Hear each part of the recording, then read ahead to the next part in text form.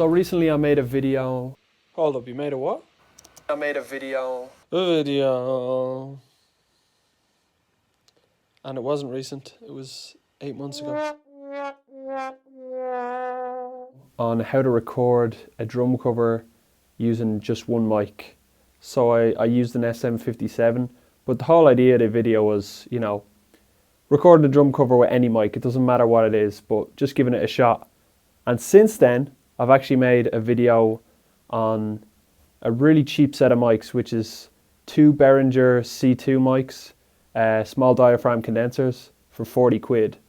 And I got a comment actually on that video from a dude named Gabriel, and he asked me, could you make a drum cover with just these 2 mics? I was like, yeah, this is a great idea. Because actually, you know, if we were to compare the price of these 2 mics versus a 57 is what, 100 quid? And these are 40 quid for the 2. So it's actually a really good idea. But yeah, you might be saying, oh, well, what about the interface? I'd need more channels, which is true. But I guarantee you could get a really cheap 2-channel interface. I'll put some in the description below. You know, I'd say you could nearly get away with probably with, for the price of a 57, you could probably get this whole setup. So yeah, let's give it a shot. So in keeping with the theme of cheap drum covers, I'm going to shoot it on my phone. So I'm using an iPhone 8 here, which actually has a really good camera. So if you have any smartphone, I guarantee you the camera is good enough to shoot really good video. It's something that I've only found out recently. It's how to lock exposure on your phone. So I don't know how this applies to other phones, but on an iPhone, all you have to do is hold the center, or you know, any spot where you want the exposure to be locked, and it will lock your exposure. So it's going to lock my autofocus and my, yeah, the brightness of the image, the exposure. So it means that when I move the phone, nothing changes. So this is a really good tip if, you know, you got someone helping you out with your video, so they can actually move around and shoot you in a really nice way. Whereas if we take this off and I move the camera around, you'll see phones have always auto exposure, so they're always changing the image to get, you know, the best shot, which is great a lot of the time. But when you're trying to get a professional looking video, it can, yeah, it can really bite you in the ass. So here's a quick look at the setup I'm using. So I've got a mono overhead pointing down at the kit.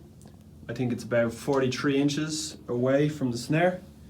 And I've got an outside kick mic. So I actually tried this time around putting it in the port, but it actually was clipping. So yeah, I tried rolling. It has a 10 dB roll off, but I guess I just hit too hard. Or, you know, another reason's probably maybe different interfaces give you headroom. But anyway, yeah, so maybe just don't hit the kick as hard if you want to put it in. But yeah, that's what I found. Okay, so now we're in Logic, and here's the tune I'm covering today. It's Iris by Goo Goo Dolls, an absolute banger. So I thought it'd be cool to try this tune. So this is a drumless track I found on YouTube. Forever to touch you, 'cause I know that you feel me somehow. And here are my drums that I just recorded. So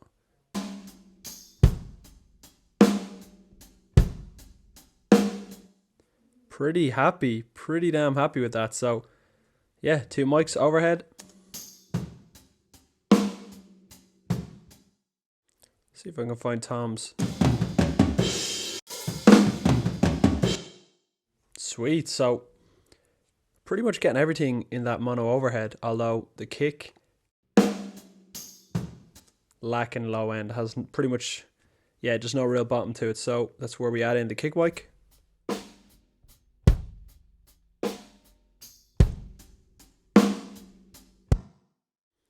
And yeah, they work really nicely together. So let's have a listen raw really quick. So, and yeah, I'll take off this stuff too.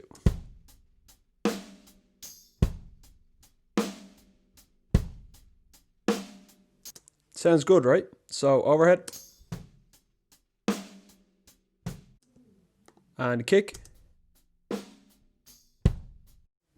Right, so we got a good starting point.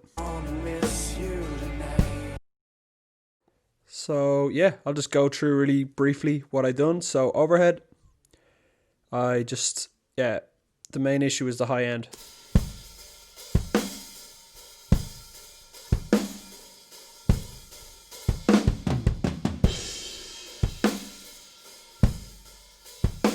So I wanted to make it sound a bit fuller, a bit warmer, and take off some of that high end.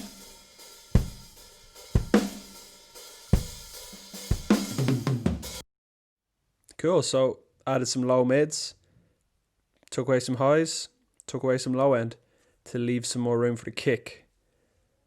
Okay, what else? Got it. Then I added another EQ, a graphic EQ. And yeah, I took out some 2K.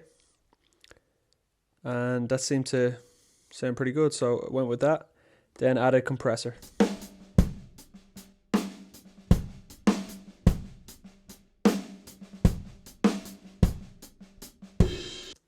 Cool, so that's about it. And now the kick.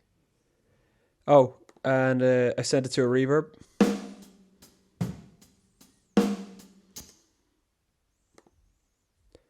Quick look at the reverb.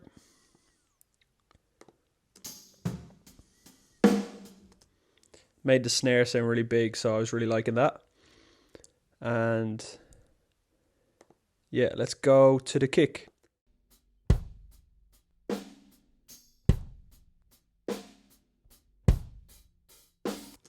So I tightened it up in the 200 hertz kind of region.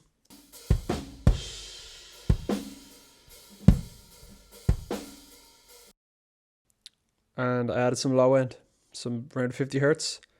That's about it, really simple. And I actually flipped the phase.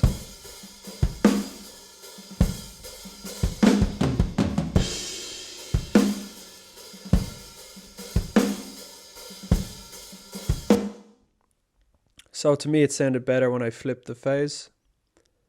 And yeah, I'm busting these out to a compressor.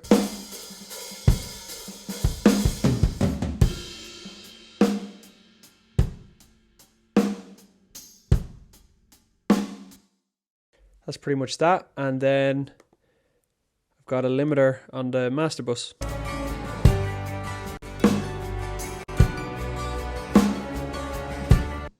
That's pretty much it. A really simple mix. Again, when you're dealing with a few mics, there's not a lot you can do. You kind of have to, position the mics right, play right, and hope for the best. So yeah, I think, to be honest, the biggest part to achieving this sound for me was the mixing myself, playing wise. So I initially tracked this and I was like, oh, this is not going to work. The cymbals were just way too loud. So I really had to dig into the kick and pull the cymbals back to get the sound I was looking for. And yeah, for two mics, for €40 worth of mics, I'm really happy with this. So yeah, I've had a lot of fun doing this experiment. And yeah, tell me what you guys think. And I will see you in the next one.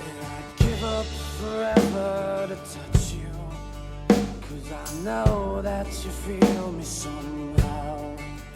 You're the closest to heaven that I'll ever be, and I don't wanna go home right now. And all I could taste is this moment.